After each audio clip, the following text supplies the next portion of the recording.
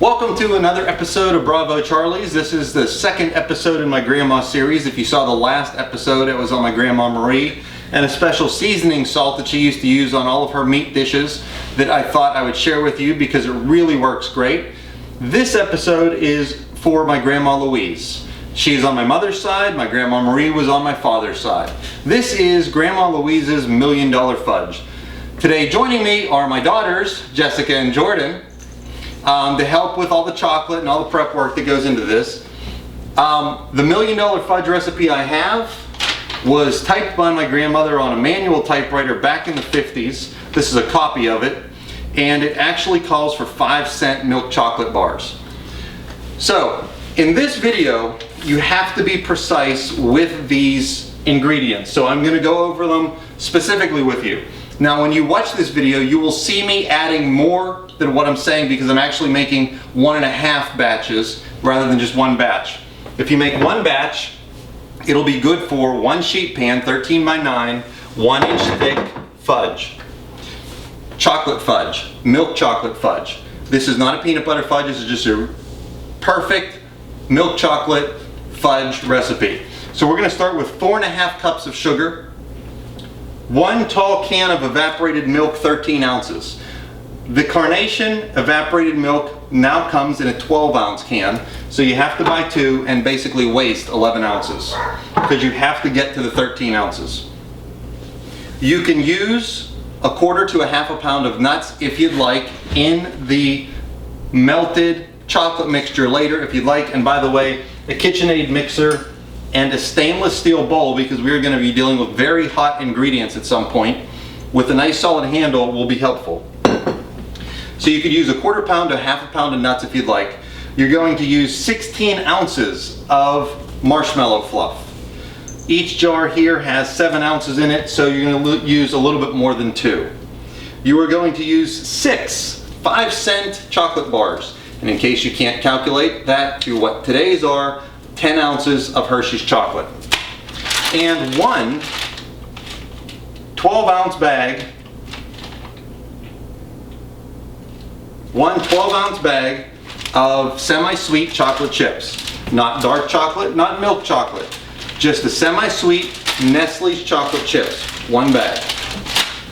And let's get started.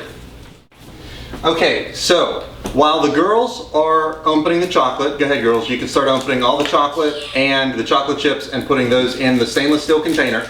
I'm going to work on the hot part, which is, and I forgot to mention, you will need 1 stick or 1/2 cup of unsalted butter.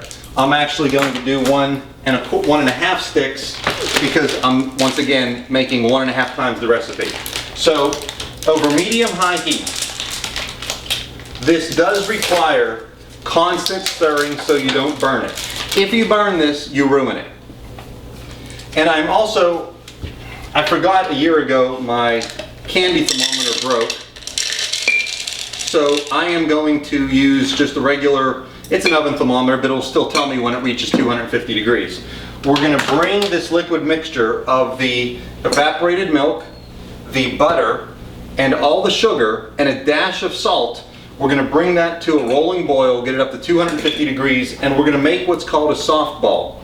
We're going to take a drop of this mixture, put it in ice cold water, and if it forms a soft ball, it's done. If it just sort of dissolves as soon as it hits the water, not done. You don't want to go too far, you don't want to go over 225, 250 degrees. You start going over that, it will become almost like hard candy as soon as you put it in here, and that'll be bad. Okay, so I'm going to add the evaporated milk.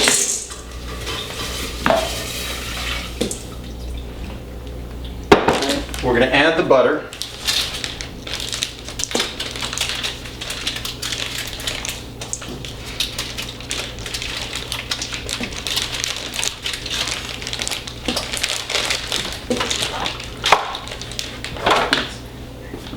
And then we are going to add the 4.5 cups of sugar. So think about this recipe for a second. 4.5 cups of sugar, a stick of butter, what was it, 13 ounces of evaporated milk, and all that chocolate. This is, and, oh, we can't forget the marshmallow fluff. This recipe tastes great, but it's not that good for you. But who cares? It's Christmas time. It's the most wonderful time of the year. And you get all that in there, and then just a dash of salt. Probably about a half a teaspoon or so.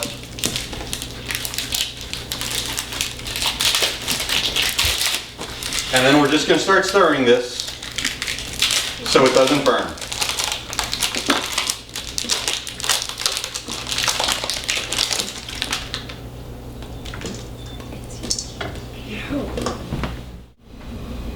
So I'm just trying to show you what this looks like as it starts to melt down. You want to keep stirring it, because if you don't, the whole recipe is ruined and you have to start all over again.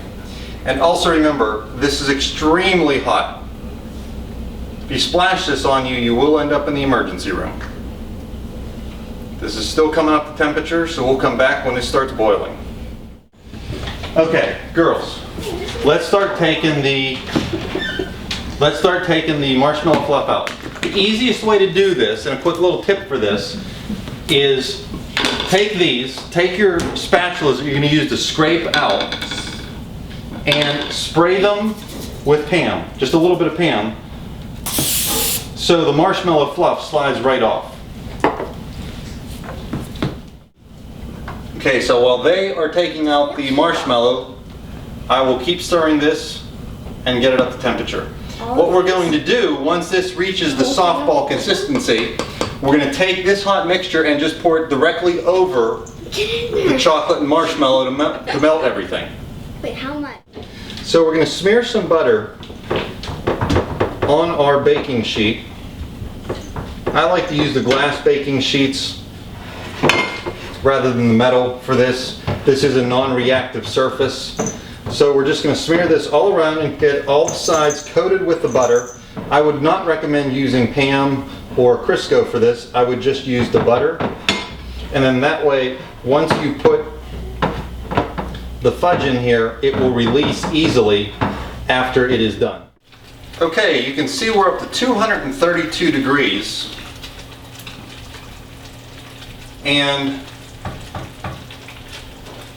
boiling steadily. I did turn up the heat a little bit over medium-high to get the temperature to increase. And we'll test again.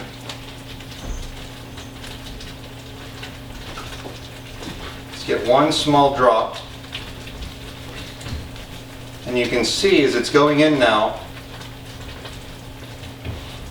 it is starting to form a little ball in the water that is soft, and we're pretty much at that consistency we need to be, and we're at 232 degrees. Try one more test. You can see when they're going in, they're forming little balls immediately. So I would say we're done. We're going to stop at 232 degrees. Just jumped up to 234. We're going to be done with that. We're going to get this off the heat and then pour this immediately over the chocolate. Okay, so what we're going to do with this hot mixture is pour this directly into this. Hot, hot, hot, hot. I need to set this aside and get it down in a little bit so it starts to melt the chocolate.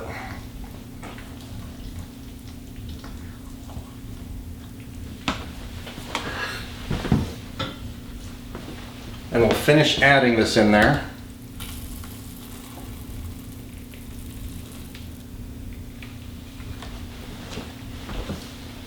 And now we are going to take this over to the KitchenAid mixer. We're going to lock this, but we're going to put it on very low just until it starts working through the hot mixture, the marshmallow, and all the chocolate, because you don't want this to splash out.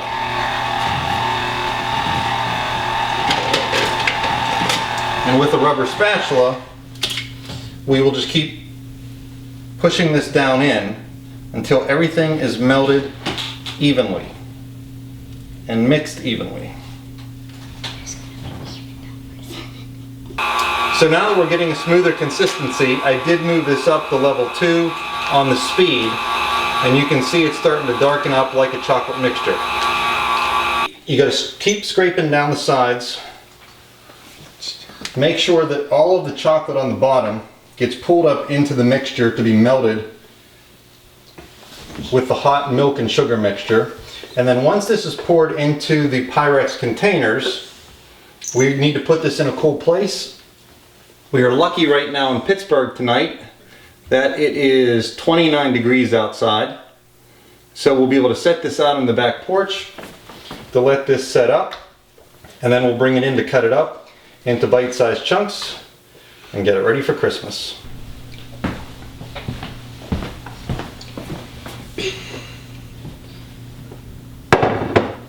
Okay, now we are ready. Cleaned off the mixing tool as much as possible. And we are going to pour the first batch of fudge into this container.